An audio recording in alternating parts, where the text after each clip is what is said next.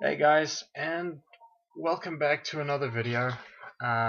Today we are looking at the top 10 science fiction anime series that I really do enjoy watching. Anime movies are not on this list. You won't find those here. You'll find those on another list later on down the line. I wanted to close out August with something a little bit different, and as such this is probably the longest video I've made thus far, just in terms of pre-production, and I wanted to come full circle. At the beginning of Anime Geek I did a top 5 anime I grew up with list. Now I'm doing a top 10 sci-fi anime list at the end of my first month doing the Anime Geek segment. So, I've rambled on long enough. Let's get started with the first entry. Number 10, Neon Genesis Evangelion. I don't know how to describe Neon Genesis Evangelion because as a series it's very entertaining. It's just also very disturbing. The basic story is there is an organization called NERV which is trying to combat this alien threat through the use of these giant robot-like weapons called Evangelions. And these Evangelions, or Evas as they're often called, are piloted by 14-year-old kids. I should have phrased that differently. Phrased that way, I know it sounds kind of dumb, and to be honest, it is. I mean, what military what military leader in his right mind puts 3 14-year-old children into this kind of situation? But in all honesty, the show's battle scenes are really well done, and just the battle scenes alone are well worth your time. The psychological exploration of the characters, a lot of them are suffering from abandonment issues and post-traumatic stress disorder. So when you see them going through this stuff, you do root for them and you want them to succeed. But at the same time, you also kind of want to punch the supposedly responsible adults in the teeth. Because really, what kind of responsible adult puts children in danger on a daily basis? I almost recommended this series to my parents, actually, and then kind of thought better of it because we all sort of enjoy these action psychological drama series, but I mean, for the majority of the series, all we're doing is watching 3 kids being manipulated really, really cruelly by people who are supposed to be there to protect them. I mean, for goodness sakes, the main character is being pushed into this by his own father, who commands the Japanese branch of this organization. So to a degree, it's something I thought might bother them. I mean, it's one thing to see a grown soldier going into combat, but to see a 14-year-old kid thrown into this kind of environment is not. That's something else entirely. If it weren't for how frustrating the main character is, he's always complaining about how unfair life is and how he doesn't know what he's doing with his life. He doesn't know where he belongs. He's so indecisive and just all around annoying. And if it weren't for that level of annoyance that he incites in so many people, I would definitely have put this series higher up on my list. Number 9, Infinite Revis. Admittedly, when it comes to Infinite Revis, I cannot say very much because I've only just started watching it, which is also why it's at number 9 on the list. And frankly, what I have seen is very promising. It's a very basic story, I think, but maybe first impressions are deceiving and it gets a little bit more complicated. The general story, from what little I've seen, is a group of students at a space station school. They want to get like pilot licenses and medical training and so forth. And this basic timeline is that most of space has been colonized. So for working in space, you need special qualifications, and these kids basically go up into a school located, of course, on a space station, and then something goes wrong. It's never a simple story, to be very honest. Somehow they end up stranded in space and have to survive. Okay, and so far, as I said, I've only just started watching it, so I can't really say too much because I'm not sure where it's going to go. But so far I'm hooked, and I really hope that this series will continue to go exactly the way it's going and just focus more on characters and less on the action, focus more on the psychological aspect of, okay, I'm in space and I'm on my own. There are very few people that I can actually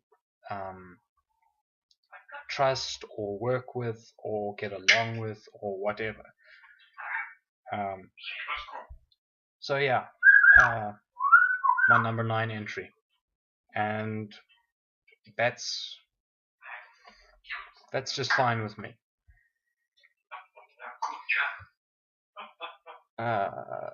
So what was number 8? Let's take a look. Number 8, Mobile Suit Gundam Seed. Mobile Suit Gundam Seed was my introduction to the Gundam franchise in general. If you guys haven't seen this series, I highly recommend that you go and take a look at it. I myself have seen this series multiple times, and the story, again, it's a basic war story, but the way it is done is just so well done. It is just so well executed that you don't really think of it as your average run-of-the-mill war story.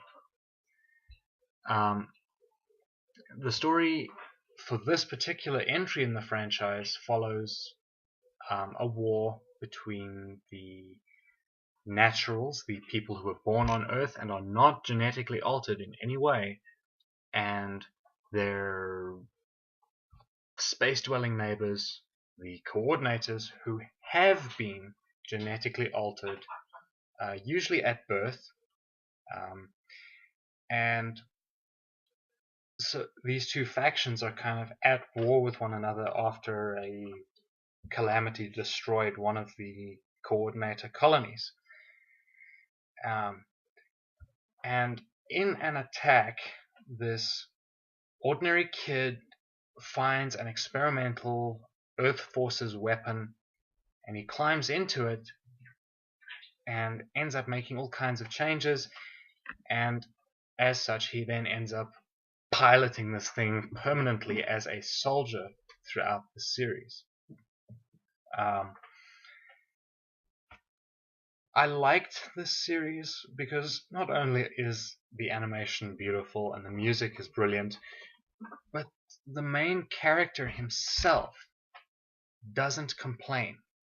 He has one incident early on where he basically says, "This machine is the reason why I lost my home, and there's no way I'm going to pilot it. I'm not going to do it. I don't want anything to do with your war." And of course he ends up piloting it anyway, but you know it's just that one sequence where he argues with the ship's captain and says, "I'm a civilian, I was living in neutral territory. You guys brought this thing into a neutral territory, the neutral territory I was living in, and I lost my home because of you, so why should I actually pilot this thing?" And of course, one of the other officers on the ship says to him, "Well, you don't. But if you have the ability to make a difference, then you should put it to use," which kind of gets Kira, the main character's motivations going and gets him into the mobile suit's cockpit for the duration of the series. He's not as indecisive as Shinji Ikari in the Neon Genesis Evangelion series, which is a huge plus. And he's not complaining, as I say, and because of this, he's a lot more reliable. He's more decisive. He knows what he wants and how he wants to get to it, and he's not afraid to speak his mind, which makes him a lot more reliable as a soldier and as a person in general. So beautiful animation, a great story, the character is really reliable and very likable, very relatable. So if you're a fan of space opera style science fiction, this is definitely something to check out. So yeah, let's move on. Number 7, Kitty Grade.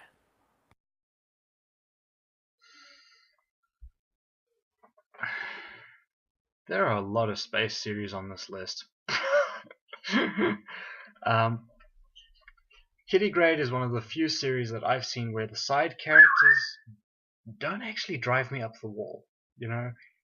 Everybody contributes something to the plot, no matter how trivial it might seem to be. The story in this case centers on Eclair and Lumiere, these two people who work for the Galactic Organization for Trade and Tariffs, I believe it's called, the GOTT for short. And these guys are basically an intergalactic police force, I guess. because I mean, again, it takes place in the far future. Most of space has been colonized, and with this extended reach that humanity has, the crime rate has just skyrocketed. So they needed someone to do the police work, so to speak. The series blends action, comedy, drama, and of course science fiction adventure perfectly. And as such, this is one of my favorite series. So if this is something, it doesn't take itself too seriously. So if you like sci-fi stuff that is serious but not too serious, then this is one that you should definitely check out. Number 6. Mirai Nikki. Mirai Nikki is another series that I can't really say much about because I've only just started watching it, so the general story, from what I've seen and what I've heard and read, in general, it's about a group of people. I think it's a group of about 12 people, if I'm not mistaken, who all have these cell phone diaries. And at one point early on in the show, everybody sort of realizes that these diaries can predict the future.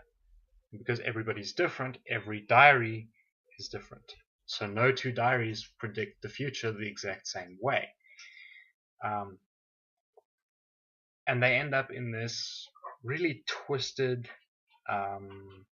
game of sorts, where the winner is the last man standing. And if you win, if you're the last man standing, you become essentially a god of time and space, or something like that. Animation so far, the animation is beautiful, and the music is great. I especially love the opening theme. Fantasy Mythology, I think it's called. I can't remember the artist's name though. The story is pretty twisted, if I'm being very honest. I don't know where it's gonna go. I honestly just hope that it continues to go exactly the way it's been going, up.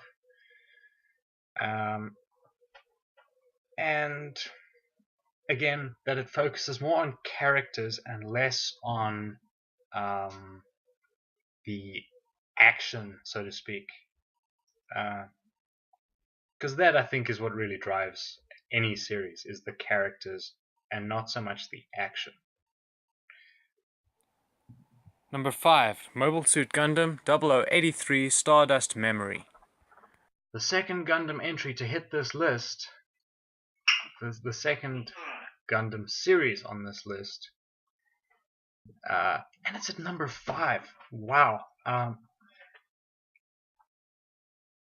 Stardust Memory is one of those 12 episode series that you don't know where it's going to go at first, and then it kind of veers off, and you suddenly know where it's going, but you don't know how it's going to get there.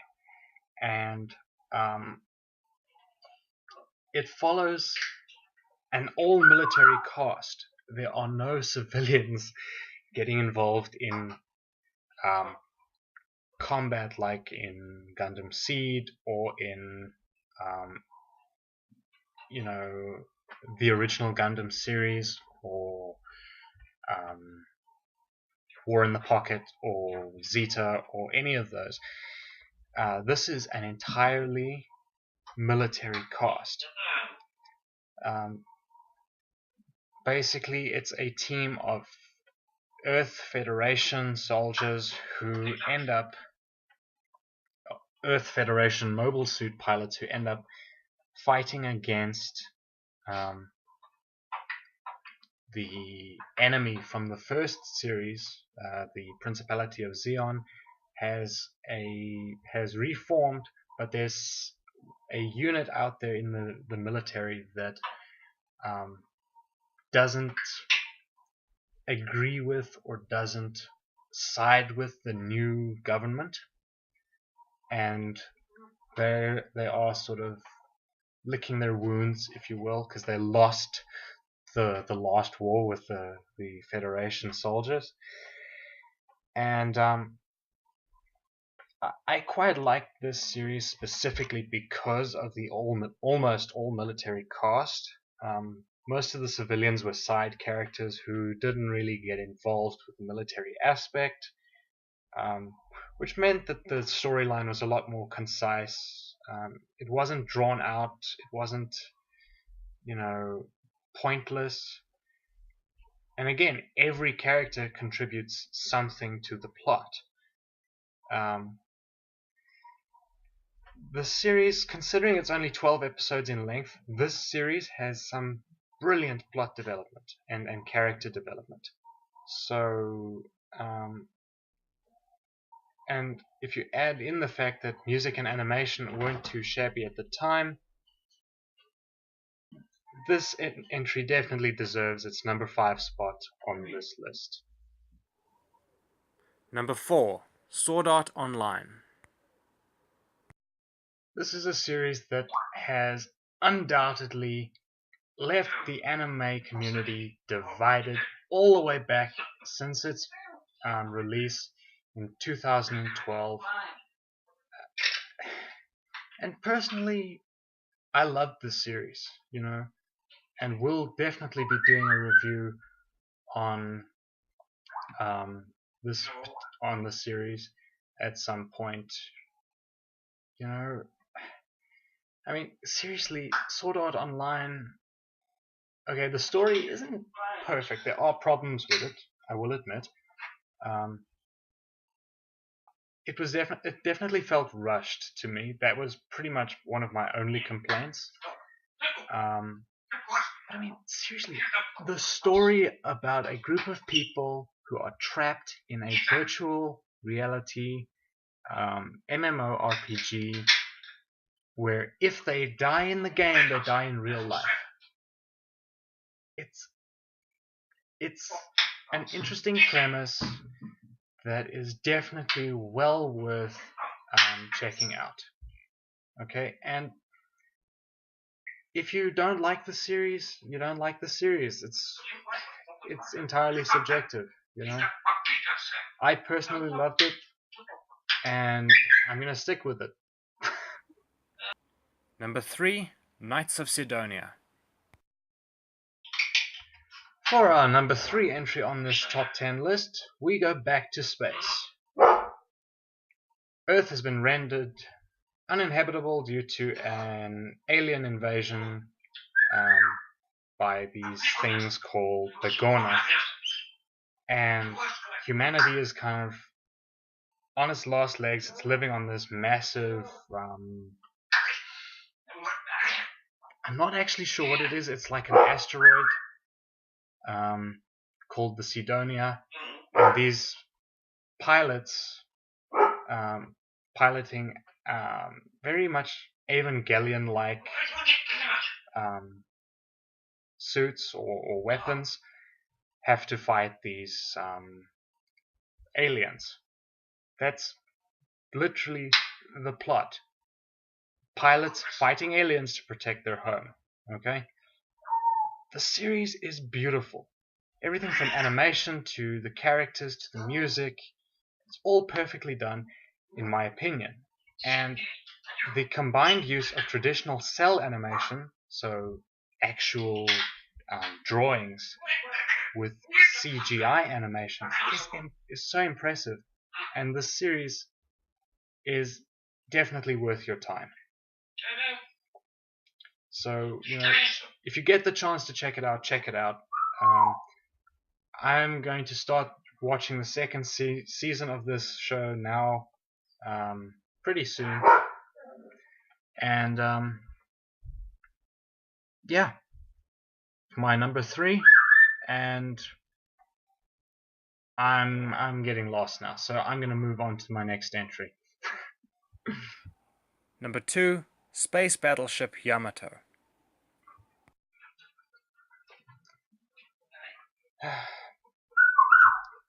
For the number 2 spot on this list is taken by a series called Space Battleship Yamato. And it's very rare.